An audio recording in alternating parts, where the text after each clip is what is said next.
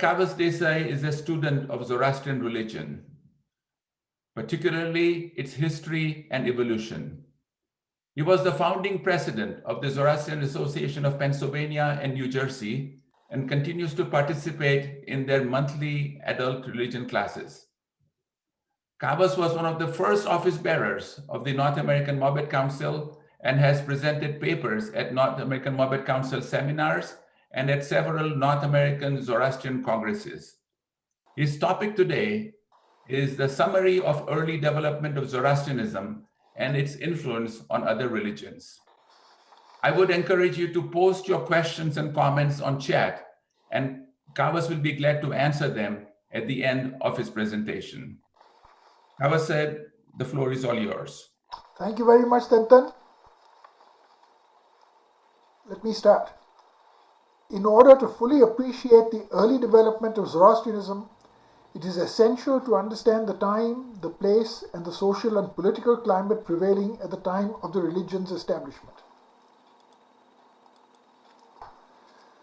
The opening paragraph of the Vandidad says, "The first of the good lands and countries which I, Mazda, created was Airyana Vaija by the Vanguhi Daitya." The Avesta describes Airyana Vaija as the seed land of the Aryans. It was at the center of the earth, and at its very center stood the mountain Hyperborea, which some identify with Mount Elburuz. This description closely corresponds with the Rigvedic description of the land of the gods, with Mount Meru, which the Hindus identify with Mount Kailash at its center, and where the year seemed as a day. Both the Avesta and the Rigveda say that a day of the gods equals a year of us mortals. In this land, which was far to the north, there were no seasons and the sun shone 24 hours a day. The sun was supposed to rise and set only once a year, and there were 7 months of summer and 5 months of winter. The ancient Greeks called this land Hyperborea. Just as Plato had cited the Egyptian legend of the sunken island of Atlantis, the Greek historian Herodotus mentioned the legend of the continent of Hyperborea in the far north. Realm of eternal spring, its people were a blessed, long-lived race, untouched by war, hard toil, and the ravages of old age and disease. Much later in the 19th century, Herman Wirth, a Dutch historian, William Warren, the first president of Boston University, John Godolphin Bennett, the British mathematician and scientist, and Lokmanya Bal Gangadhar Tilak, the Indian mathematician and astronomer, all posited that this land was within the Arctic Circle. With the Earth's axial tilt, which brought about the present interglacial period some 12,000 years ago, or about 10,000 BC, this land is now covered by the North Polar ice cap. The inhabitants of this land, the ancestors of the Indo-Iranian peoples, were known as the Aryas, meaning the noble ones, and that the Aryans believed in one creator god. The Zoroastrians call this religion Mazdaism, the Hindus call it Vedism. With the coming of the present interglacial period, the Aryas began a migration to the south through what is now the Russian steppes. During this migration, the ancient religion began to be corrupted by elements of nature worship.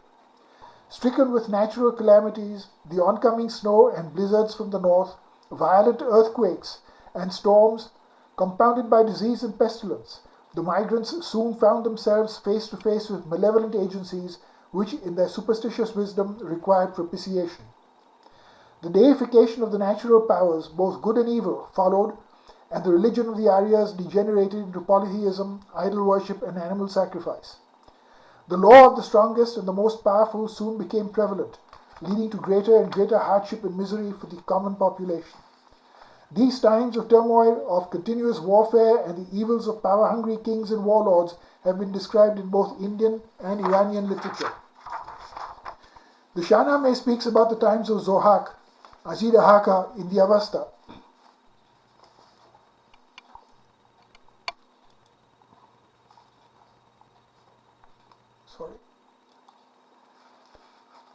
And the complete breakdown of social structure during his terror-filled reign.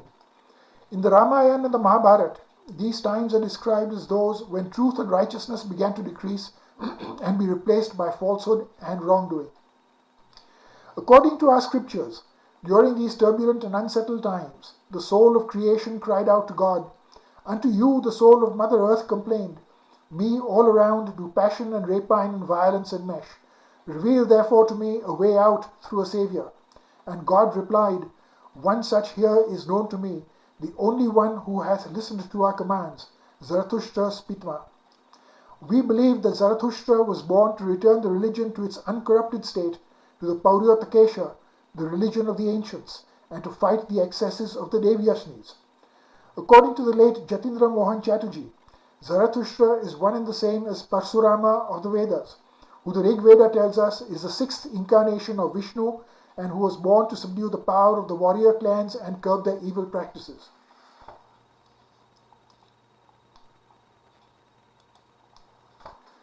The date when Zarathustra lived is one of great speculation. The ancient Greek historians Xanthus of Lydia, Eudoxus of Cnidus, Hermippus of Smyrna, Hermodorus of Ephesus, Plato, Pliny the Elder, and Plutarch place Zarathustra in eras varying from 7250 BC, 6000 years before the Trojan War, to 6180 BC. The Vedic Sanskrit scholars place Zarathustra before 3000 BC, with some as far back as 7500 BC. Some 19th century scholars contending that this would place him in the Stone Age assigned dates of between 1000 BC and the so-called Parsi traditional date of 588 BC. A date of 588 BC would make Zarathustra a contemporary of Cyrus the Great and also contemporaneous with the establishment of Buddhism. As Chatterjee puts it, to seek to make Dharmaraj Zarathustra more or less a contemporary of Gautam Buddha is the height of frivolity. Most scholars now believe that Zarathustra could not have lived any later than 1800 BC. If the date of Zarathustra is open to debate, so too is his birthplace and the place of his first ministry. There is a tradition that Zarathustra was born in Raga, medieval Rai, near Tehran. The Avesta contains several place names, but there is no mention of any place west of Rai. Most scholars therefore agree that the Zoroastrian religion not only began but also developed in eastern Iran, and that Zarathustra lived and taught in the eastern reaches of the Iranian Empire, specifically in the Herat area, with connections south to Sistan, east to Balkh, and north to Merv.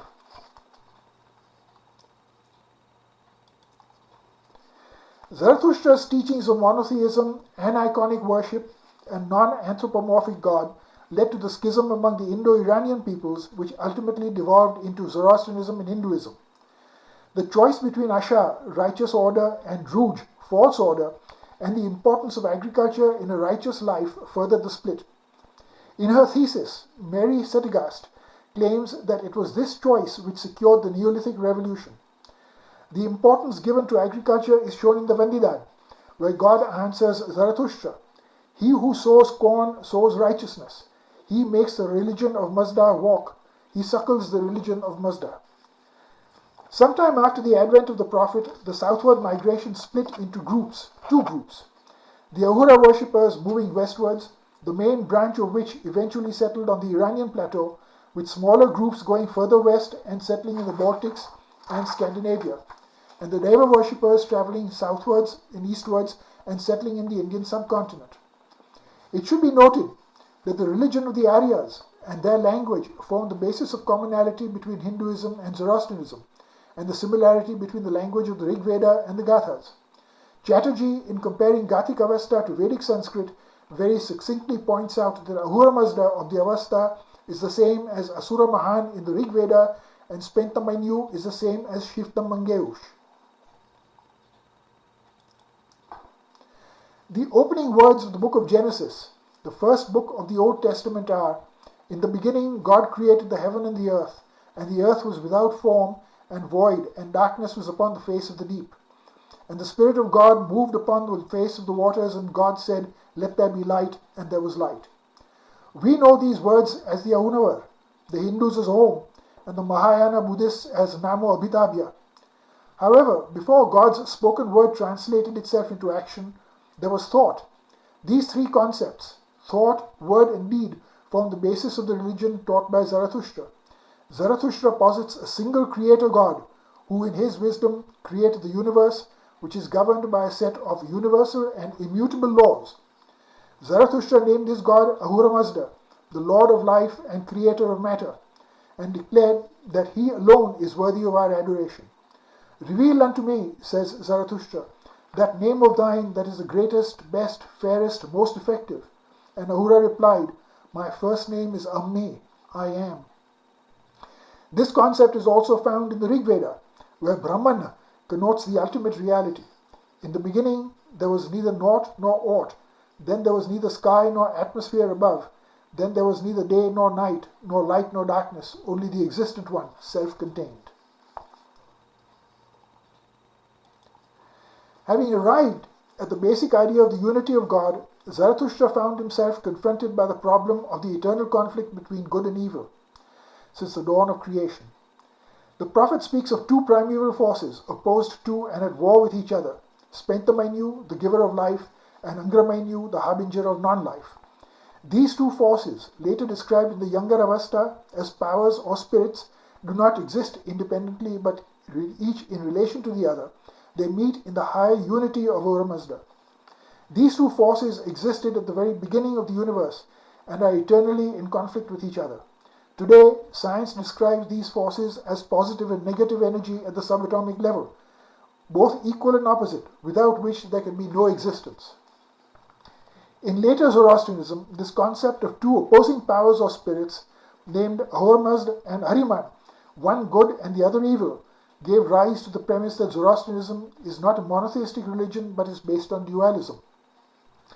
The same concept later gave rise to Mazdakism and Zoroanism, the so-called Zoroastrian heresies which held sway during the Seleucid and Sasanian eras in Iran's history. In Zoroastrianism, man must make the choice between good and evil and live with the consequences of his choice, both in this world and the next. The basic creed, as is summarized in the names and meanings of the 6 attributes of God, the Amesha Spentas or the beneficent immortals. God, Ahura Mazda, having given man the good mind, Vahumano, to travel the path of righteousness, Ashavahishta, toward attaining the divine kingdom, Kshatravairya, will enable man through devotion, which is Penta Almighty, to reach perfection, Hurvatat, and attain immortality, Amritat. Let us look at the religion after Zarathustra. When the religion of Zarathustra was first revealed, Zarathustra himself had to fight against the entrenched forces of the old polytheistic practices. In his Gathas, he constantly seeks help from the Creator against the Kavis and the Karepans, and laments that his tribe and even his family have turned against him. Tradition tells us that eventually, with King Gushtasp accepting Zarathustra's teachings, hostilities continued between the followers of Zarathustra who opted for aniconic worship of a non-anthropomorphic god and those who opted to remain adherents of the polytheistic, iconic, and anthropomorphic deities and the sacrificial practices of the past. This difference in the forms of worship shows up in an interesting parallel to the legend of King Gushtasp's favorite horse, Aspisia, whose legs were suddenly paralyzed and who was subsequently cured through Zarathustra's prayers, and the legend that is found in the Mahabharata.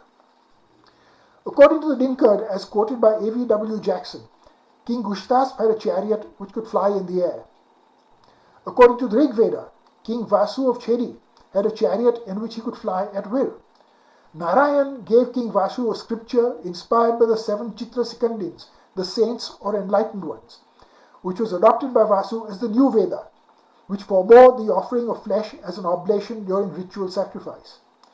When there was a conflict between the Deva worshippers and the saints as to whether meat could be offered as an oblation, King Vasu gave his decision in favor of the Deva worshippers, whereupon the saints cursed him and Vasu lost the power of flight. Vasu soon repented, adopted the custom of praying 5 times a day and giving up meat in ritual sacrifice, whereupon Narayan restored Vasu the power to fly. When Vasu next performed the great sacrifice, Brihaspati, the high priest of the Deva worshippers, flew into a rage, stood up with the ladle in his hands, and declared that he was not going to tolerate that an unseen god would take the libation. Although a large portion of Zarathustra's own words have been lost to us, and to history, Greek historians indicate that Zarathustra composed 2 million words of verse. His uncompromising monotheism has very clearly come down to us in his Gathas, where again and again he exhorts us that only Ahura Mazda is worthy of our adoration.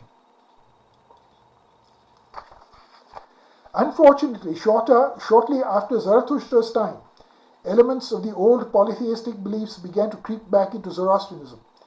This can be seen from the content of the Yashts. Although the content of the Yashts is pre-Zoroastrian, the language of the Yashts, except for the Yashna Haptangaiti, is post-Gathik Avesta. Today, every scholar agrees that all the Yashts, except for the Yashna Haptangaiti, were composed and written centuries after the time of Zarathustra. There is considerable disagreement among scholars as to the authorship of the Haptangaiti. Mary Boyce contends that some parts of the Yashna appear to be composed by Zarathustra himself, while Robert Zehner unequivocally contends that the Yashna was composed by Zarathustra's disciples shortly after his death and not by the prophet himself. Be that as it may, the Avestic names of Indra, Varuna and Mithra appear in the Haptangaiti, and there is absolutely no question that these are pre-Zoroastrian divinities which continue to hold prominent position in the Vedas. Indra is the equivalent of Yverathagna or Behramyazada. Mithra, Meher and Varuna in the female form of Varunani is Banu Ava Arbisur Yazad, more commonly known as Anaita. The names of these and other pre-Zoroastrian divinities subsequently evolved into the Yazatas, whose names are incorporated as the days of the month in the Zoroastrian calendar. The fact that these pre-Zoroastrian divinities now occupy and hold important positions in our liturgy points to the fact that these are later additions to the religion introduced after Zarathustra's lifetime. Clearly, these portions of the Avesta conflict with the strict and unambiguous monotheism preached by the prophet himself. Linguistically, Gathik Avesta appears to be a language of the communities of the inner Asian steppes. The transition of Gathik Avesta, the language spoken by Zarathustra, to the Avesta of the Yashts, and then to the younger Avesta, the forerunner of the old Persian language of the Achaemenids, would have taken several centuries. Even if the date of 1800 BC is accepted as the prophet's time of birth, 12 centuries passed before Zoroastrianism first entered Western recorded history. As the gospel of Zarathustra traveled westward from its original homeland, the Aryan Vage of the Kayanian dynasty, the language and practice of the religion must have undergone significant change. Through the legendary Huafritan and Kuduvran dynasties, of which all traces are lost, nothing is known about the then practice of Zoroastrianism. Our present knowledge starts when the Greek historians first came into contact with the followers of Zarathustra during the Median and Achaemenian dynasties. At that time, the Magi, one of the 6 Median tribes and a hereditary priestly clan, were the guardians of the religion and were the tribe entrusted with the performance of all religious rituals and the safeguarding of all religious practices. These were the advisors to the Achaemenian emperors and were the standard bearers in the forefront of the Iranian armies when they went into battle. How much did the Magi change the original teachings of Zarathustra is fiercely debated to this day. After the defeat of Darius III by Alexander the Accursed, the Magi appear to have faded from history until they are seen again at the birth of Christ. Throughout Zoroastrian history, the one principle that has remained constant and unchanged was that God is seen as eternal light, Anagra Raucha. According to the Bandhuhishan, at the beginning of time, Ahura Mazda created the universe out of his own substance, which is eternal light. Dr. Kenneth Vincent wrote, both the ancient Magi and the modern followers of Zoroaster see God as light, the oldest non-anthropomorphic conception of God. God is seen as the light above us, around us, and within us. For Zoroaster, the contrast between light and darkness is always a metaphor for the conflict between good and evil. In speaking of the God of the Magi, the 3rd century Greek philosopher Porphyry said, God's body is light and his spirit truth.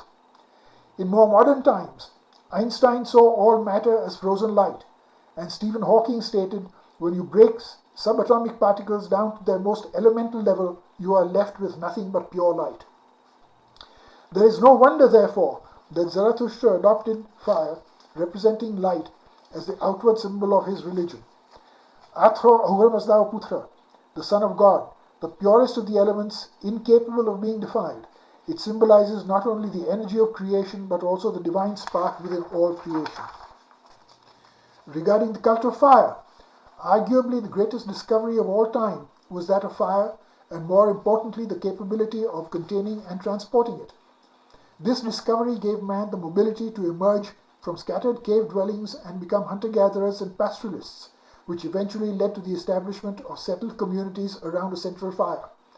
It is no wonder, therefore, that the fire has been revered as a divine gift from time immemorial, with great reverence according to fire in the religion of Zarathustra and in the Vedas. Let us briefly consider the central role of and reverence according to fire in other religions. Starting with Hinduism, fire is always present in every temple and at every ritual. Agni, the Sanskrit word for fire, represents the fire god of Hinduism, second only to Indra in Vedic mythology. He is equally the fire of the sun, of lightning, and of both the domestic and the sacrificial hearth. As the divine personification of the fire of sacrifice, he is the mouth of the gods, the carrier of the oblation, and the messenger between the human and the divine orders. In the Rig Veda, he is sometimes identified with Rudra, the forerunner of the god Shiva. Though Agni has no sect in modern Hinduism, his presence is invoked in many ceremonies, especially by Agnihotri Brahmins, the priests who perform the fire rites. In Judaism, the book of Exodus of the Old Testament tells us that God spoke to Moses through the medium of the burning bush. When the commandments were housed in the Ark of the Covenant, which in turn was housed in a tabernacle, fire was always kept burning in the Sanctum Sanctorum. And God said to Moses, "The fire on the altar shall always burn, and the priests shall feed it." In the Greek pantheistic religion, fire was always present in all the sanctuaries, and at the altar of Pan and Olympia, fire was never allowed to be extinguished. In Roman times, the tribe of the Flamines was appointed as the fire priests, and their sacred responsibility was to keep the fire on the Capitoline Hill always burning.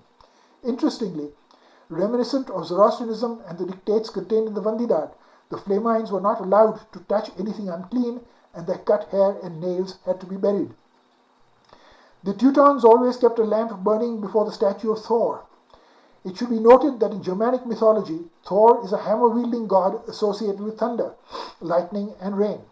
The name Thor is a derivative of the Zoroastrian Tyr, the Yasata venerated for the bringing of rain. In Christianity, every church has candles eternally burning on the altar. The fire symbolizes God's radiant glory as an aspect of His holiness and represents the sacramental presence of God.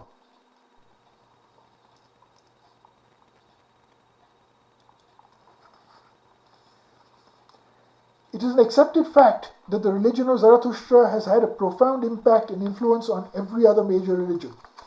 As Professor John Hinnells says, starting with the cult of fire and ending with individual accountability leading to the judgment of the soul and the afterlife, Zoroastrianism influenced Judaism, Christianity, and Islam.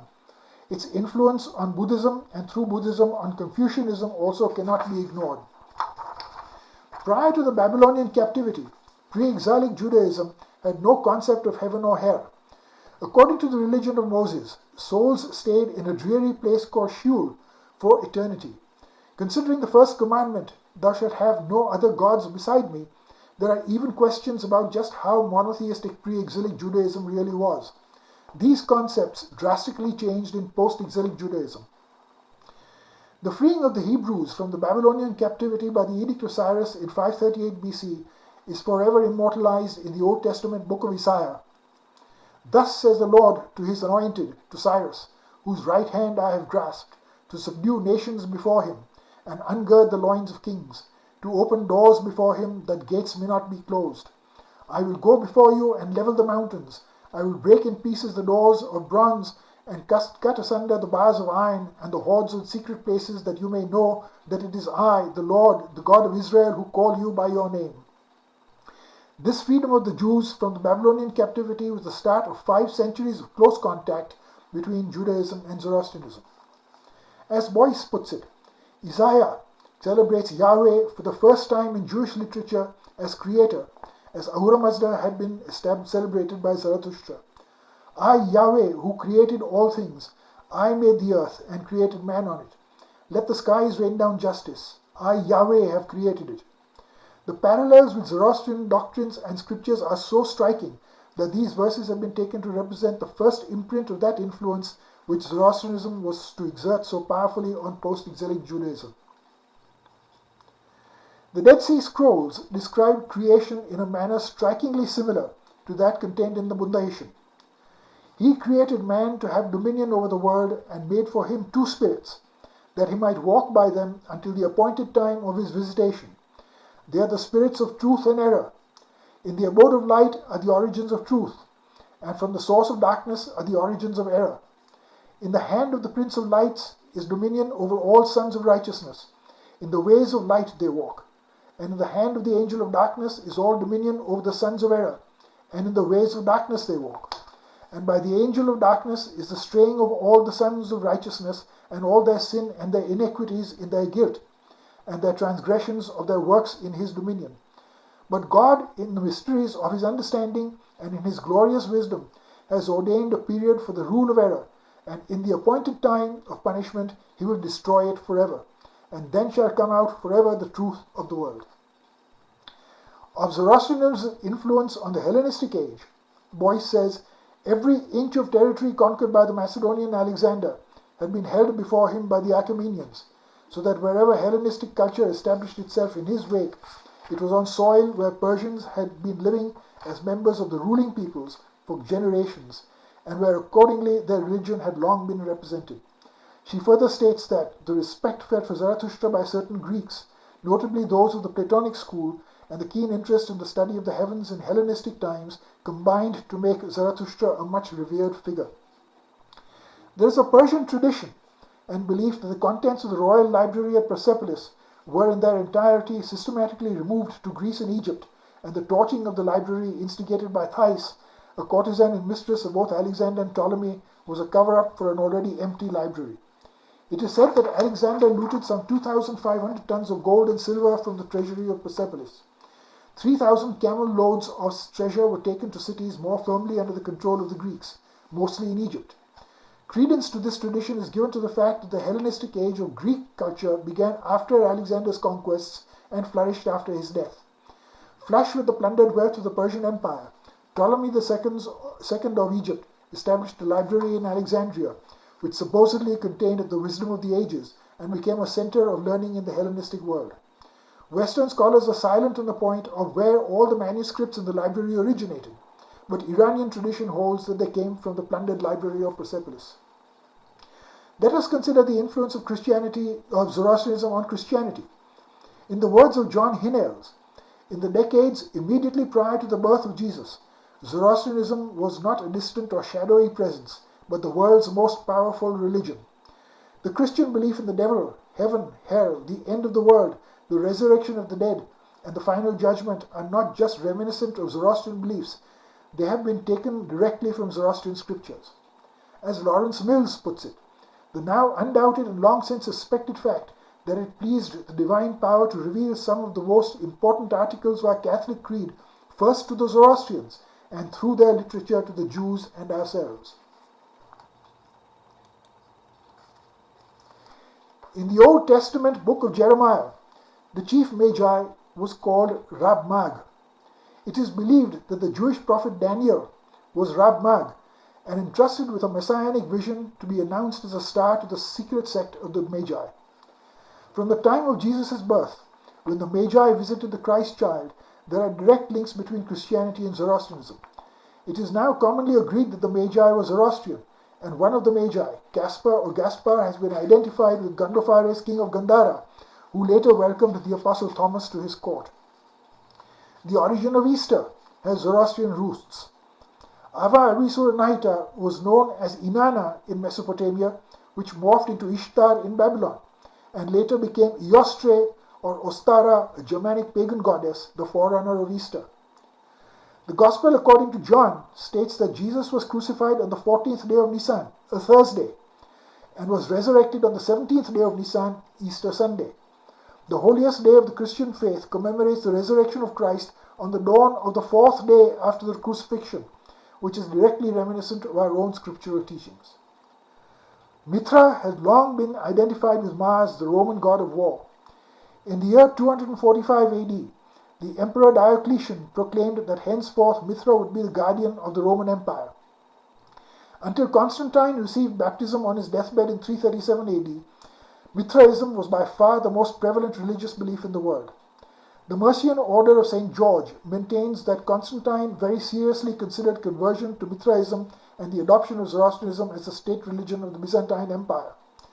Unfortunately, however, Constantine was not prepared to accept the Zoroastrian tenet that every individual is responsible for his own actions and will meet his corresponding reward in the hereafter. Constantine wanted full pardon and forgiveness for his sins, which he could get by accepting baptism and the last rites, and therefore he chose Christianity over Zoroastrianism. However, Zoroastrianism through Mithraism left its final impact on Christianity. December 21st, the day of the winter solstice, is celebrated as Mithra's birthday, the day of the rebirth of the sun, and is known as Yalda. This holiday was widely celebrated in the Eastern and Western Roman empires and was called Saturnalia. In the 5th century, the Council of Nicaea, in an act reminiscent of the religious and political accommodation of the Achaemenians, decreed this day to be celebrated as the birthday of Jesus. Due to various calendar reforms, the date moved forward by 4 days to December 25th. In later Christian tradition, Yalda became known as Yule, so Christmas Day, is a Zoroastrian celebration. During the late Sasanian dynasty, beset by the heresies of Manichaeism, Mazdaquism, and Zoroastrianism, with the adherents of Zarathustra's religion being constantly challenged by a militant proselytizing Eastern Christian church, Zoroastrianism entered its waning years. Zoroastrianism finally entered its white twilight when the Sasanian Empire fell to the forces of Omar in the 7th century.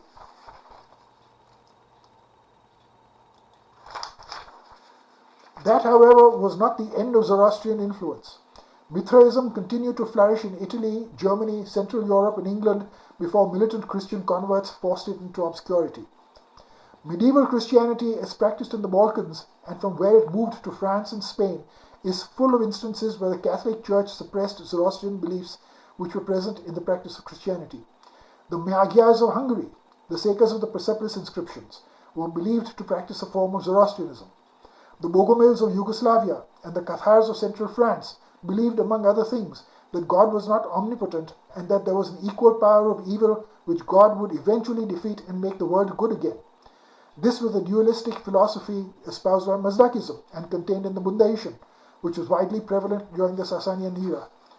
These beliefs, which were considered heretical by the Catholic Church, were finally stamped out when between 1209 and 1229 AD, the Albigensian Crusades put an end to the very existence of the Cathars.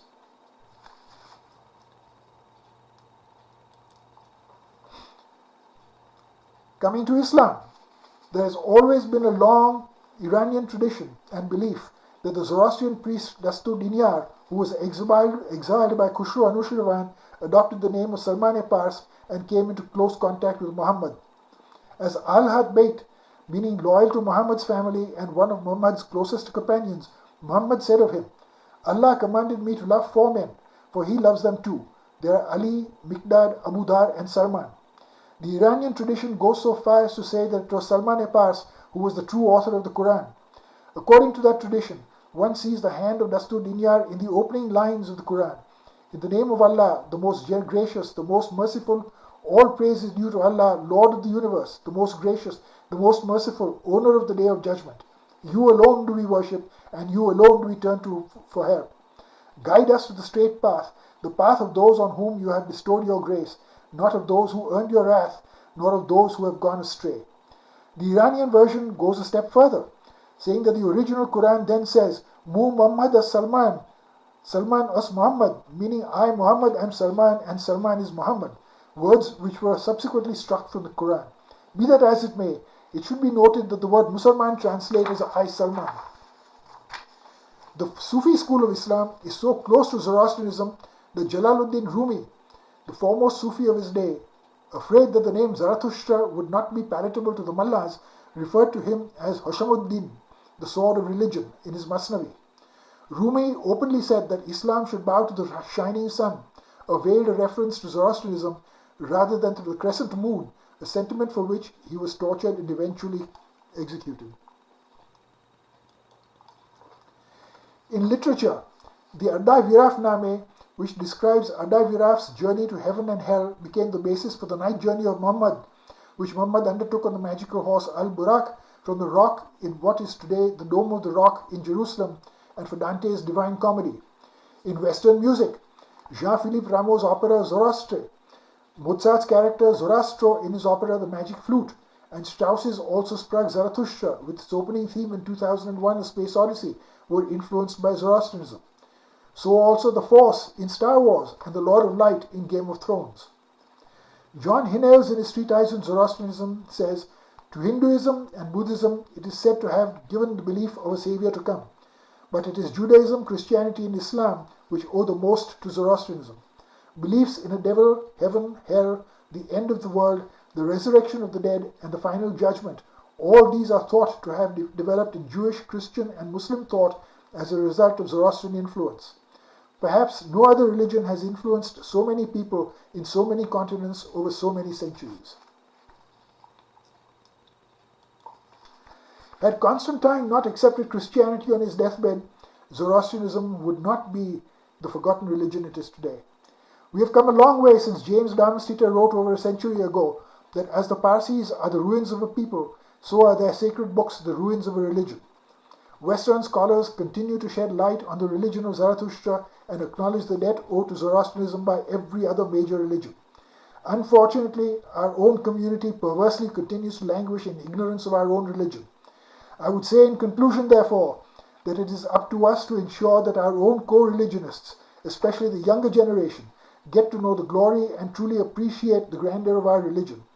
We must strive and endeavor to enlighten the Western societies in which we have made our homes about who and what we are, so that the religion of Zarathustra can become better known and take its rightful place as the earliest of the revealed religions of the world.